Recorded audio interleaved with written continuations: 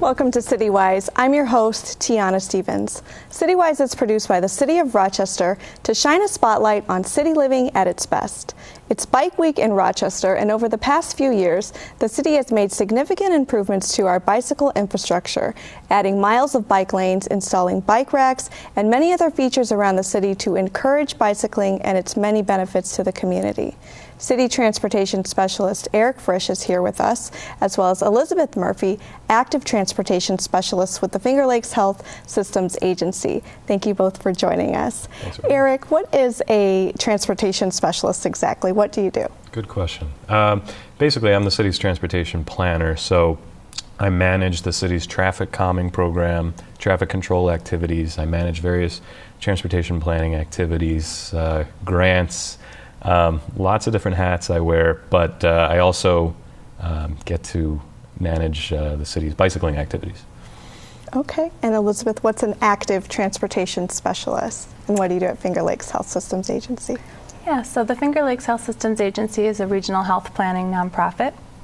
And I'm on a small team of folks that work on community health and prevention work. So my role is to be a resource to communities, to municipal planners, folks like Eric, but also to community-based organizations or businesses or universities or work sites who are interested in learning more about how to promote walking, biking, transit, and other active transportation modes. Okay. She's very good. Great. She sounds good. What is our status, if you will, for Rochester as a bicycling city? Well, we were named a bronze level bicycle friendly community 2 years ago. And that was kind of the first recognition that we received, and that's national recognition from the League of American Bicyclists. We completed a bicycle master plan in early 2011. That master plan set the stage for the investments we've been making over the past few years, guiding our city's investments in on-street bicycle facilities, and it led to the adoption of a complete streets ordinance by City Council later in 2011. And that requires that we take the interests of all users, bicyclists, pedestrians, transit users, the disabled, as well as drivers, into account as we plan, design, construct, and maintain our city streets. Since 2011, we've added, I believe the number is 46 lane miles of on-street bicycle facilities, and we've got another 14 lane miles coming up this year in 2014, and we now have just over 30 miles of multi-use trails just in the city. That's great. Elizabeth, what are some of the benefits, health benefits for the community?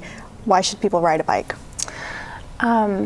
There are so many tremendous benefits to bicycling, but of course, working for a health agency, one of the types of benefits I'm most interested in is the health benefits. So we know within Monroe County about 2/3 of adults are overweight or obese, and it's recommended that we get about 30 minutes of physical activity a day. So that's a way that we can help to reduce some of those numbers and as a community get towards a more healthy place. And bicycling as part of your everyday activity, whether it's biking to school or biking to your work, to the grocery store, the public market, out to a movie or a restaurant, is a way to just help build some of that physical activity into your daily travel, rather than having to join a gym or take an extra class and spend more time outside of getting around. And Eric, the city has taken a lot of steps to reach for that gold level distinction. What are some of the new features for bicyclists in Rochester? Well, the on-street facilities that I mentioned before, They take typically two forms. There's a dedicated bicycle lane, which has a solid white line, bicycle symbols in there, and there's some regulatory protections for bicyclists in them. They're meant to be for bicycle use only. There are also shared use lane markings, or sharrows. These are placed in a shared travel lane intended to guide a bicyclist to a safe location to ride on the roadway, and also to encourage drivers to provide safe passing distance when they pass a bicyclist. We also have contraflow bicycle lanes, or we have one right now. We've got a couple planned for this year, which basically takes a one-way street for cars and provides a space where bicyclists can come in the opposing direction. Increases the flexibility with our bicycle network, just because it does take more energy to ride your bike. So if we can provide a little bit extra space for bicyclists, we're better connecting our neighborhoods. We've got literally hundreds of bike racks around the city, and we continue to add to that on a request basis, as well as on all of our reconstruction projects.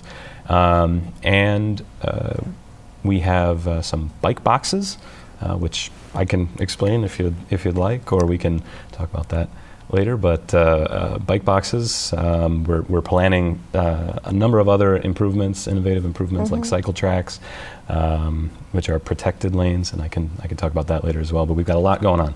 Yeah, well, let's talk about bike boxes. There's a lot of talk on social media. When the city first installed them a year ago. How do those work exactly, and where can we find those in Rochester? We've got 3 bike boxes right now, one at Ford Street and Mount Hope Avenue, one at University Avenue and East Main Street, and one on Monroe Avenue and Goodman. We have more planned to be added. But a bike box is an extension of a bike lane. So you have a bike lane coming into an intersection. And what we do is we pull the stop bar for cars back about 10 feet, create a space marked off that bicyclists can position themselves at a red light. So if you are a bicyclist riding in the bike lane, you approach this intersection on a red light, you can enter that box, position yourself in front of the vehicles, get a head start, increase the safety at the intersection.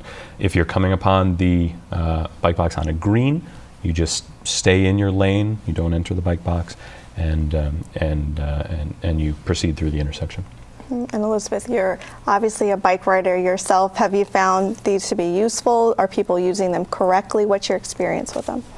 Yeah, I think, on my daily commute, actually, unfortunately, I don't live in a part of the city yet that has a bike box, but hopefully that's coming with time. There's so much wonderful work being done to add on-street facilities. But at the intersection that Eric was talking about, the Ford Street Bridge in particular, that's an intersection that I've ridden through a lot, and I find the bike box to be tremendously helpful when I'm riding in that part of the city. In terms of usage, I think there are many people who are really excited about the boxes and maybe have seen them from other communities that they've lived in that had them. And I think there are some people still who are a little bit confused, both bicyclists and probably motorists as well. So I think it's great. I know you've made a video recently helping people understand how to use them, and I think sharing those messages is a really positive thing. And Eric, you mentioned that more are planned for the city. How do you go about deciding which intersection would be a good fit for a bike box? Well, we take a look at the characteristics of the intersection. So first of all, is there a bike lane? Or are we planning a bike lane to come in there? They can only be installed where you have a bike lane approaching the intersection. So that's the first step. Then we look at what the turning movements are and what the destinations and the likelihood that that there are some obvious conflicts. So the ones that we have out today, especially as Elizabeth mentioned on Ford Street and also University, these are complex intersections, and simplifying them through the work that we did with restriping, but also providing this added benefit will make things easier if you're a bicyclist using that intersection. Okay. Can you explain to us what a cycle track is and where those might be planned for Rochester? Sure. Cycle track is an innovative new technique for providing a bicycle lane, and it's something that's taking off nationally. It's a protected lane, which means that there's a curb or some other form of physical separation between the bicyclists and the moving cars. So in our case, we're working on designs for 2 two-way cycle tracks, which are basically two-way bicycle paths on the side of the road. And these would both be at sidewalk level and separated from the cars by both a curb and in some cases by a parking lane as well. And national studies have shown that these are preferred by the vast majority of cyclists, and they are found to be safer, and they're found to increase the numbers of people who choose to bike in that corridor substantially. And ultimately, that's the goal: is to get more people out biking and choosing to replace their car trips with bike trips. Mm-hmm. Is there a timeline for that? Well, I didn't mention there's two of them. So there's one that's in design as part of the Interloop East project. Okay. That will run along the new Howell Street and Union Street, and that will go to construction towards the end of this year. It's a big project, so it's going to take 2 or 3 years to complete. Mm-hmm. So perhaps sometime in 2017. If not sooner, we'll have the sections of that cycle track open. Elmwood Avenue at Collegetown, between the River Trail and Collegetown, actually, is just about to go into design, and hopefully we can get that construction underway next year. Mm-hmm. So many years of planning goes into this. Is there a public component of this where you go and gather information from bicyclists and neighbors? Sure. Well, I mentioned the Bicycle Master Plan before, and that had extensive public outreach and kind of set the stage for where we're going. And frankly, we've done so much that plan's somewhat out of date, and we're going to be looking to update that fairly soon, again, with a substantial amount of public involvement. But we're very active with bicycle advocacy groups in the city, specifically the Rochester Cycling Alliance is sort of an umbrella organization representing bicycle interests in the city and beyond. And Elizabeth might be able to tell you a bit more about the Cycling Alliance. But we're also, anytime we're doing a street project, there's a public involvement component to that. We do send all of our plans to cycling and transit advocates and try and get input and work that into the process. So as we move forward, we'll continue to include the public participation component. Okay, and the Cycling Alliance, Elizabeth, are you part of that, and how does that work? Yeah, well, as Eric said, they're an umbrella organization focused on the city, but they do also participate in bike and pedestrian planning efforts in the surrounding towns, many of which are now sort of following leadership of the city and town of Brighton. Are starting to create their own bike and pedestrian master plans. So the Cycling Alliance has a website. They organize a bunch of volunteer activities. You can probably see them holding bike corrals and managing bicycle parking at a number of festivals this summer. They've done that in years past. They have monthly meetings and a website with a calendar. And would be a great resource for anyone who's interested in learning more about what's happening and how to get involved and participate. Like Eric said, they come to the table for public meetings of all kinds related to transportation in the city. That's great. What can you tell us about the bike sharing feasibility study? Well, it's a very exciting project and initiative being led by the Genesee Transportation Council, which is our regional transportation planning organization. GTC is the acronym. So, gosh, it kicked off a couple of months ago, and we'll be doing an analysis through this summer and into the fall. I think the final report will come out sometime in September, looking at this very exciting and innovative new tool that cities around the country are using, which is bike share. So there's about 30 cities, I think, in the U.S. now that have implemented some kind of bike share system.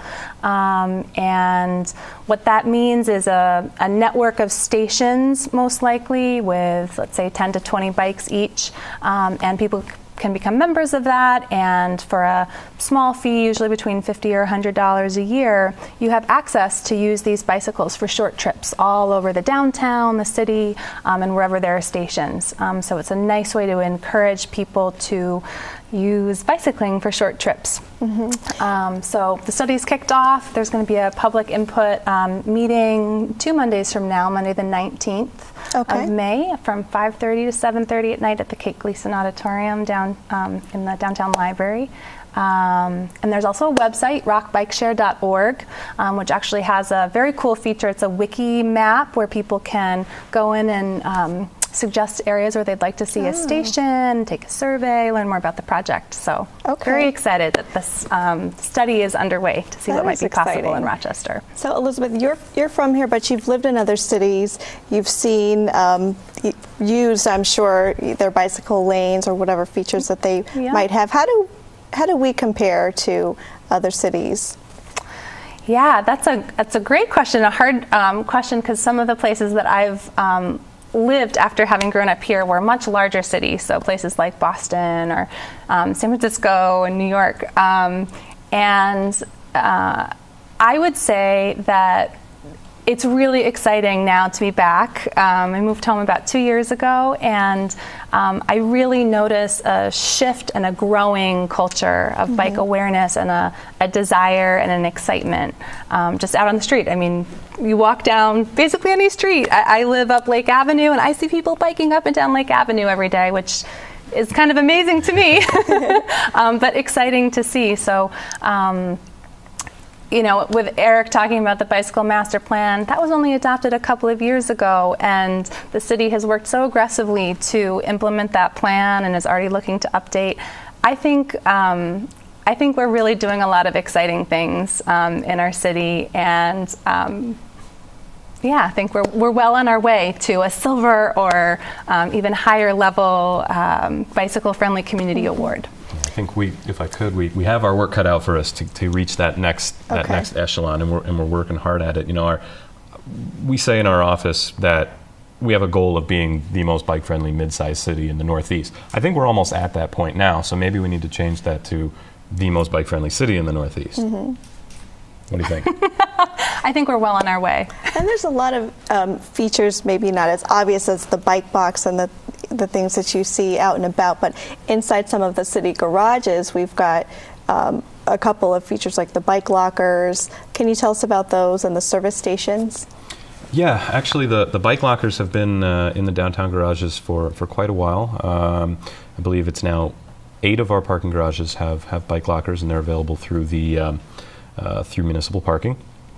And they're available. I think there's a waiting list now, but the intent is that you would have a sheltered, secured place to store your bike if you're commuting into downtown. We've also added sheltered bike parking around the downtown area and at the public market.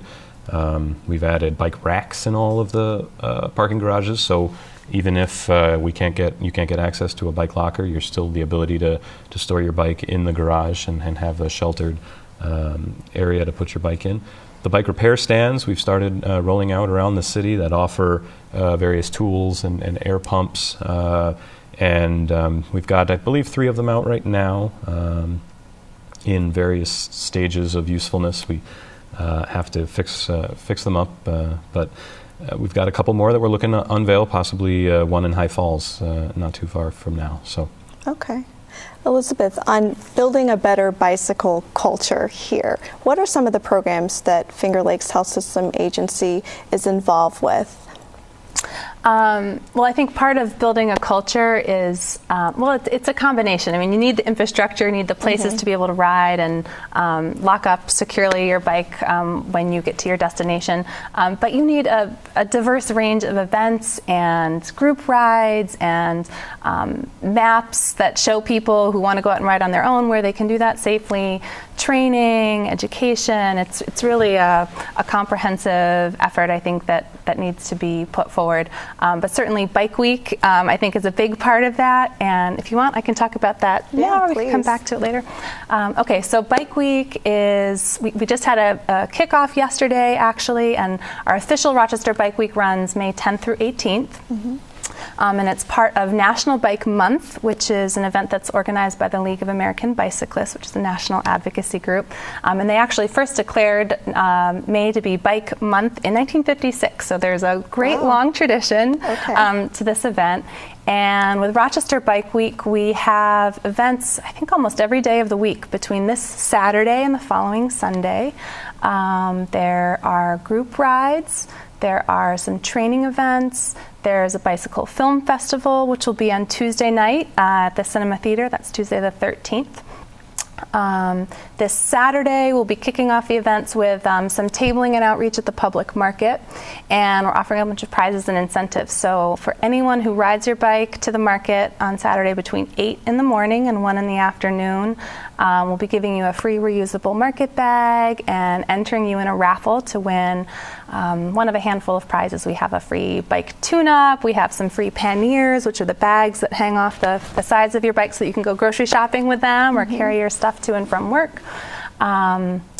There's an updated bicycle map that the GTC has been working on, so we're hoping to distribute some of those and just share information about other activities that are happening during Bike Week. That sounds good. Yeah. Free and prizes and fun, and the weather hopefully will cooperate. How long has Rochester participated in Bike Week? The National Bike Month has a long history. How long has Rochester been organizing these events for Bike Week? I believe this is our fourth year. Annual Bike Week. How has it changed over the years? Is it getting bigger, better? It's starting to become a self-sustaining kind of operation where everyone's taking a hand in it, although Elizabeth did a lot of the legwork to pull it off. Okay. And, where can we find information about Bike Week and then all these specific bike features that you've spoken about? The city's website, cityofrochester.gov/Bike Rochester, has all kinds of information on our infrastructure that's out there, and we have a bike page. Yep. So the Bike Week page is cityofrochester.gov/Bike Week, and that has a full list of all of the different events that are happening. There's also a Facebook page. If you just look for Rochester Bike Week 2014, I think is what it's called, you'll find it there. And there's also a blog spot. It really lists all the same events, but if you go to any of those 3 locations, you can find information. Okay. And how about beyond Bike Week? Is there anything special planned for the summer? Yes, well, the city actually has a wonderful set of activities through the Flower City Looking Good program. It's the summer programming. So every Tuesday night, I think it kicks off this year on June 3rd. Every Tuesday night, there's a guided bike ride through a different either neighborhood or historic district or park or trail system within the city. On average, I'd say those are about maybe 8 to 10 mile rides. They last maybe an hour and a half or so, but there's a person who leads them and guides them so folks don't get lost. And if you just look at the Flower City Looking Good brochure, which again is on the city's website, that will have more information about that. And then there are a ton of great programs through community organizations like the Conkey Cruisers that do regular rides. I think this summer they're riding Wednesday, Thursday, and Friday nights up on the El Camino Trail. The Rock City Cycling Foundation, which will be offering some free or low-cost training programs for youth and for adults who want to learn how to ride confidently and safely in the new bike lanes and other infrastructure on the road that we have. Lots of things going on this summer. Spokes and Ink. Spokes and Ink, which is a bike poster festival, will be happening on Saturday, June 7th, in conjunction with a show on Monroe. And that's a wonderful event hosted by the Genesee Center for the Arts. So they issue a call out to artists to do bike-themed posters and then put them on exhibit and have trick bike exhibitions and other fun events down near their location on Monroe Avenue. What would your advice be, either one of you, to someone that's not, not willing to give up their car, but, they have a bike, maybe they... Yeah. I'd say try it. Definitely. Sometimes, for many of us, it may have been a long time since you more regularly rode your bike. You have it, it's in your garage or in your basement. And I think especially for those folks who haven't ridden in a long time and may not be aware of or ever have used the new infrastructure that the city has put in place, may feel intimidated about riding in the road. And if you can find a mentor or a buddy or a friend, maybe someone who's a little bit more experienced, who's done that, or someone who just like you is curious and go out and try it, I think a lot of people find that it's much less intimidating and much more fun than they might have expected. And so it's just a different way of experiencing the city. You know, you slow down, you see the sights a little more, you interact with people in the street. It's Yeah, I'll let you in on a secret. I'm not an avid cyclist. But ever since I've been doing this work, I've been getting out more and more, and I'm actually surprised at how easy it is. You just have to do it sometimes. And you know, it's not that bad. And you know, with all the work that we're putting in to make it even better, it's just that much easier. So that's, you know, it's really easy to sell.